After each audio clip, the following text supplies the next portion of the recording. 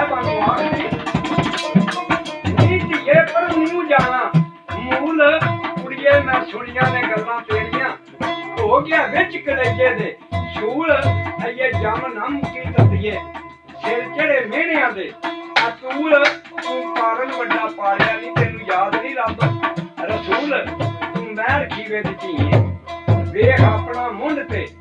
ਅਮੂਲ ਸਾਨੂੰ ਅਕਲ ਨਹੀਂ ਦਿੱਤੀਆਂ ਯਾਰੀਆਂ ਨਹੀਂ ਅੱਜ ਹੋਇਆ ਮੰਦਾ ਰੂਲ ਅਸਾਂ ਮੁੰਡਿਆਂ ਦੇ ਬੈਠ ਕੇ ਤੇ ਧੀਆਂ ਪੜਨ ਫਜ਼ੂਲ ਤੇ ਬਸ ਕੋਈ ਵੀ ਬਾਹਰ ਨੂੰ ਜਾਮਣਾ ਨਹੀਂ ਕੋਈ ਝਗੜਾ ਹੀ ਜਾਏ ਨਾ ਝੂਠ ਸਾਹਿਬਾ ਕਿਹੜੀ ਗੱਲ ਕਰੇ ਮਾਂ ਨਾਲ